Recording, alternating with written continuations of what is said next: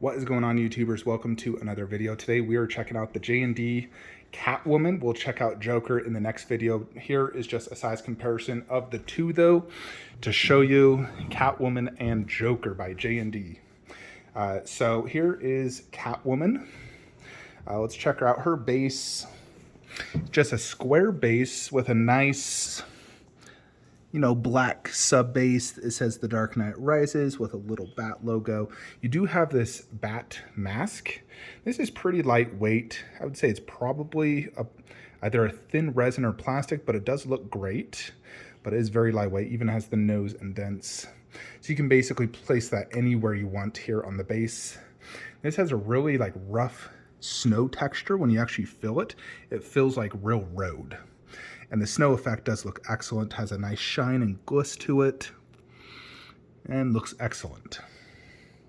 So it looks really nice. Then you come up to Catwoman herself. Now, I've seen a lot of photos. I've watched a few different reviews, but she definitely does impress in person. She is sexier than I initially thought. I always thought her butt didn't look too good in photos, but seeing it in person, it's definitely a sexy butt, I will say. And overall, she definitely has a great sex appeal, like her hips, her butt, her boobs, that lower half right there, and her face is absolutely gorgeous, of course. She's holding her belt with a gun down. Now, she does have a swap out hand where she actually can hold this mask if you want her to hold that instead. Although I think holding the gun with the mask on the base is probably her best overall look.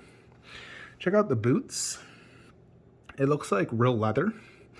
And even her heels, they look, I'm not sure if that's metal. Feels like metal, has a little cold touch to it. Definitely has that metallic look to it. And there's even some grooves inside it. And this does have sort of like buttons right here on her pants. And they come up, it looks really good. And then there is her costume. It looks very well done. There is this zipper. Does this actually move? Yeah, that does move. I don't believe we can zip it down, unfortunately. And there is the pwit, or butt to my American friends. Yeah, it definitely looks great, no doubt. She has nice big hips to form that hourglass body that Anne has. The gloves are very similar texture to the legs. So it looks like leather. Very well done. Now this belt, no, it can't be moved. And then here is the Silicone Portrait. Now this portrait, you can adjust the goggles on, off, or completely no mask. And then it does have glass eyes, hand-punched hair. As you can see, the hair feels very soft. And it looks like it's a mix of brown with some hints of black. But it just, in general, looks like brown hair. Let's see in here. So she does have hand-punched eyelashes. Her lips are incredible and look really sexy. Definitely extremely impressive. Yeah, so that is the ideal angle they want you to look at it, showcasing her body and then seeing that beautiful portrait of Anne Hathaway. So overall, extremely well done. We're gonna go ahead and lower the goggles and see now how that looks. Alrighty, and here is the goggles down. So you simply twist the goggles and then pull them down and it covers the face. You can still see the eyes through them. They are, transparent, translucent, or whatever, but it does look good. There's almost like a texture as well, as you can see at that angle, to the actual glasses. They're not, they actually have texture work to them. So the goggles look excellent, no doubt. It adds a different look. I would say I prefer goggles up so you can see the glass eyes, plus the goggles sort of form that cat look. So I would say that is the overall better look. My Prime one also has two portraits, one goggles up, one goggles down.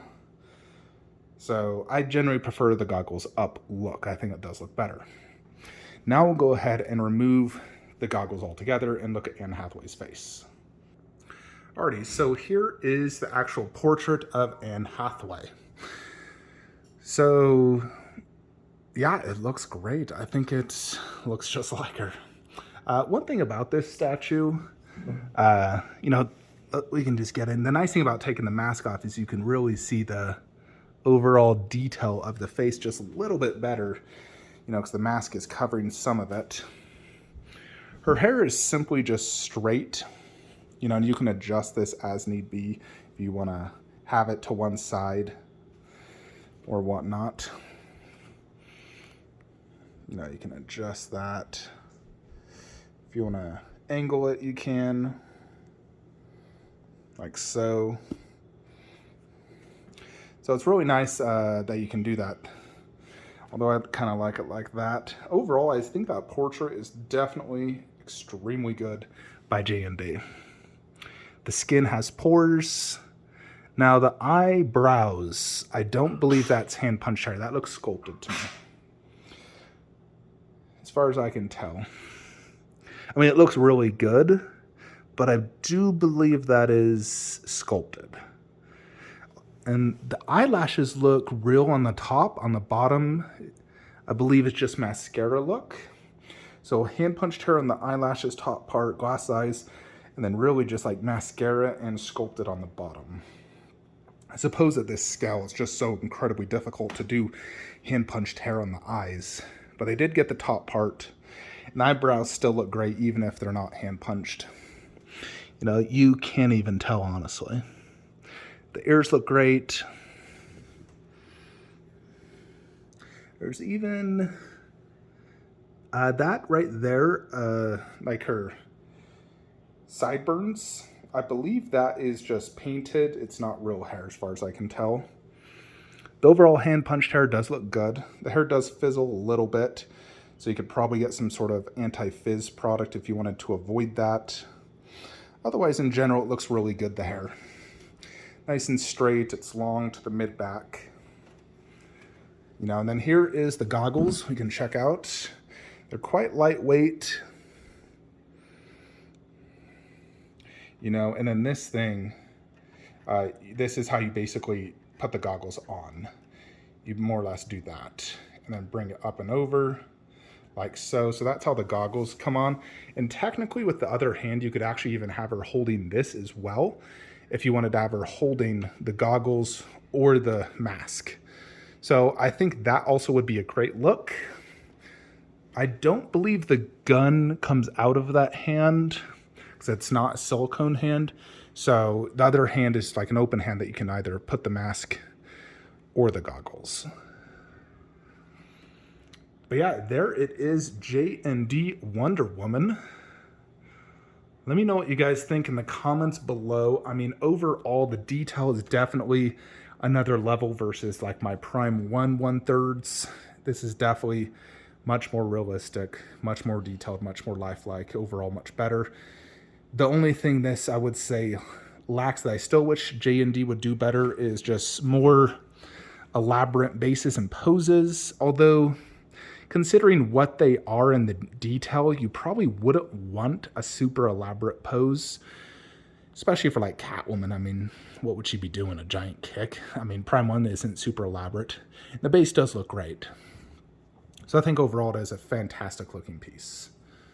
I would give it a 10 out of 10 for me personally. Extremely well done. Good job, JND.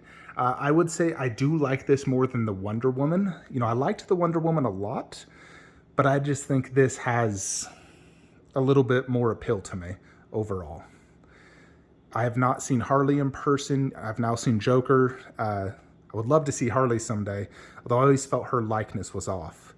But Catwoman definitely is most impressive. That is it though, folks. Now this is for sale, just so you guys are aware. Contact me. Information in the description below. My friend is selling this if you're interested in purchasing, and we can coordinate the sale there. I will see you guys in the next video. Like, comment, subscribe. Have a great day.